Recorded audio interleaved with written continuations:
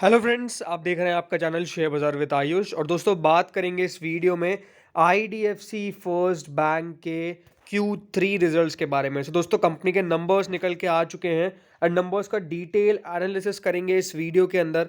बात करेंगे कि किस प्रकार के कंपनी ने अपने नंबर्स पेश करे हैं।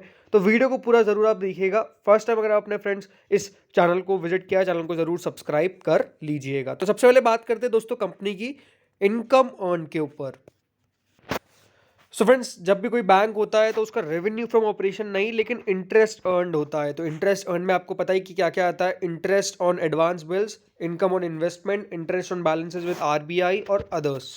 बात करें दोस्तों कंपनी के इंटरेस्ट अर्न के बारे में।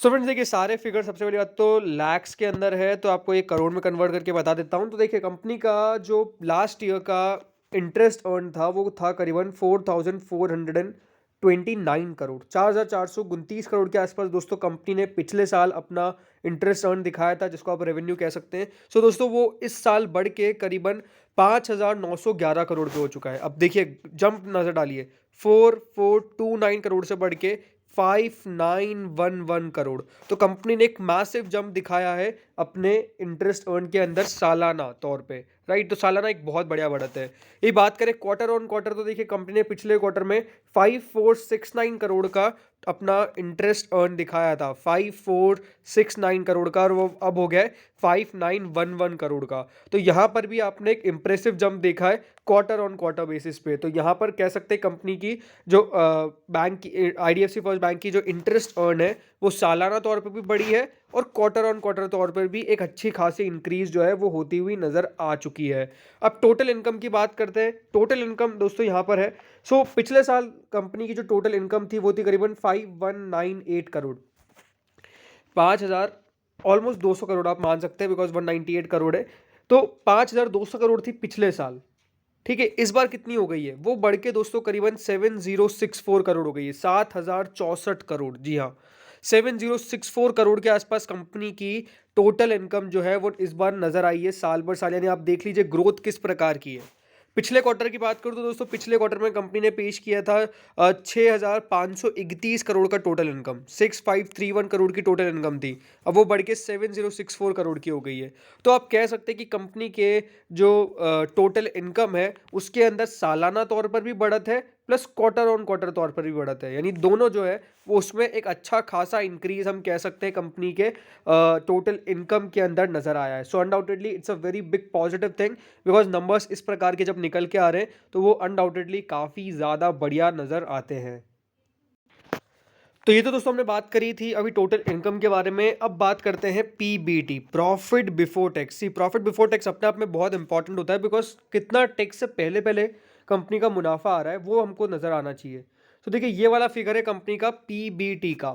पिछले साल दोस्तों कंपनी का पीबीटी था 391 करोड़, 391 करोड़ रुपीस का दोस्तों कंपनी ने पिछले साल अपना पीबीटी पोस्ट किया था। अब वो बढ़ के 826 करोड़ का हो गया है। अब जंप देखिए, 391 करोड़ से बढ़ के 826 करोड़ दोस्तों कंपनी का सालाना प्रदर्शन आ रहा है। यानी एक बहुत बड़ी जंप कंपनी के मुनाफे में आई है। यही पिछले क्वार्टर की बात करूं तो पिछले क्वार्टर में करीबन 760 करोड़ के आसपास का कंपनी ने प्रॉफिट बिफोर टैक्स पोस्ट किया था, और अभी वो 826 करोड़ का हो चुका है। तो यहां पर भी आप देख रहे हैं क्या कि क्यू ऑन क्यू भी बढ़त है, प्लस वाई ओ वाई भी बढ़त है।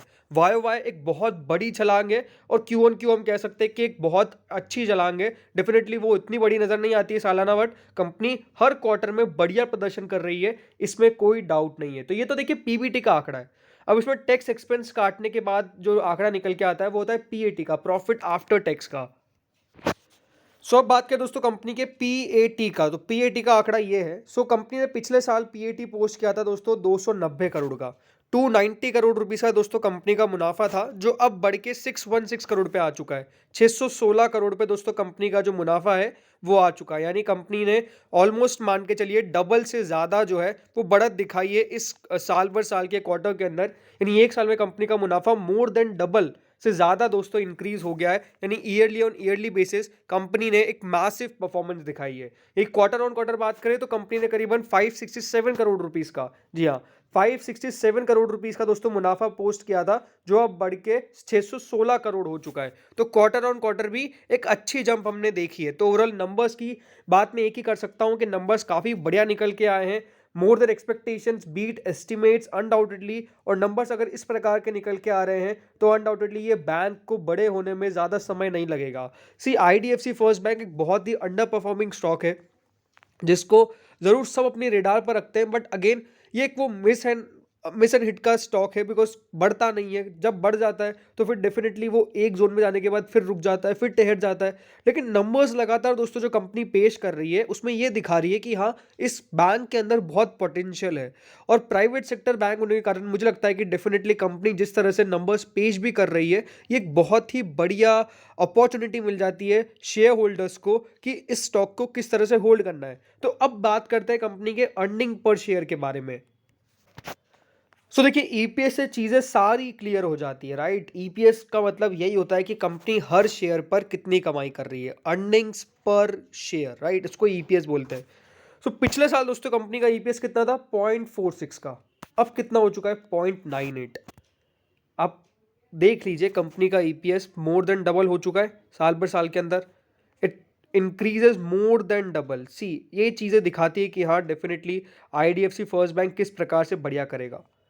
जब कंपनी का ईपीएस पहले 0.46 का था, 0.98 का हो गया, यानी कंपनी की जो कमाई है पर शेयर वो मोर देन डबल इंक्रीज हो चुकी है, तो स्टॉक क्यों नहीं बढ़ेगा।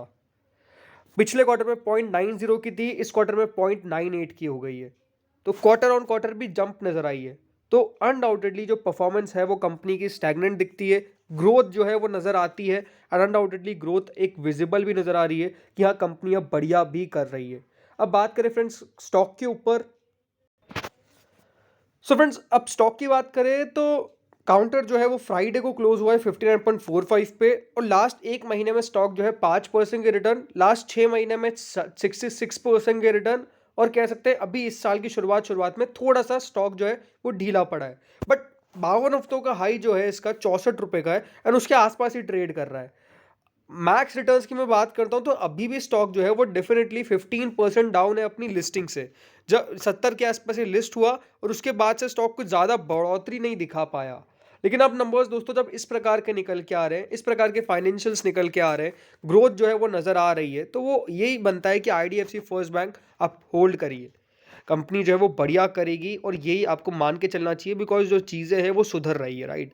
कंपनी की बैलेंस शीट सुधर रही है, कंपनी की प्रॉफिट एंड लॉस स्टेटमेंट सुधर रहा है, और यही साफ साफ चीज़ें दिखाता है कि हाँ, क्यों आपके पास रीज़न है आईडीएफसी फर्स्ट बैंक को होल्ड करने के।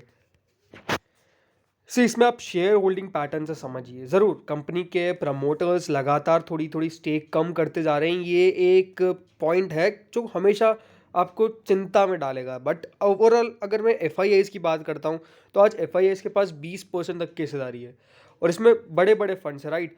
और बड़े बड़े फंड्स हैं तो ये भी अपना आप में एक बहुत बड़ी बात है। टीआईएस में आप देखेंगे तो यहाँ पर और बड़े फंड आते हैं, जिसमें आईसीआईसीआई प्रूडेंशियल लाइफ के पास अच्छी खासी हिस्सेदारी है। तो F I eyes D I eyes लगातार होल्ड कर रहे हैं। पब्लिक के पास कह सकते हैं करीबन 30% के आसपास का स्टेक है। पब्लिक में भी बड़े नाम जो है उसमें आता है क्लोवडेल इन्वेस्टमेंट, बट वो बाद में शिफ्ट हो गया। बट ओवरऑल जो चीज़ें हैं कि मुझे लगता है कि देखिए कंपनी जो है वो बढ़िया करनी चाहिए। नंबर्स बहुत बड़ा निकल के आए हैं। जब किसी कंपनी का प्रॉफिट 110% से ज़्यादा इंक्रीज हो रहा है, एसेट क्वालिटी कंपनी की बढ़िया कर रही है, तो आई डोंट थिंक कि उस पर ज़्यादा आपको चिंता वाली बात होगी। नंबर्स बढ़िया है and stock will definitely perform good on Monday. मैं तो यही सलाह है कि लॉन्ग टर्म के लिए स्टॉक को अपने पोर्टफोलियो का हिस्सा बना के रखिए। आज नहीं चला या फिर कुछ समय से नहीं चला तो कोई दिक्कत वाली बात नहीं है, बट अब चलना चालू ज़रूर होगा। इस वीडियो में इतना ही था। Thank you friends watching this video.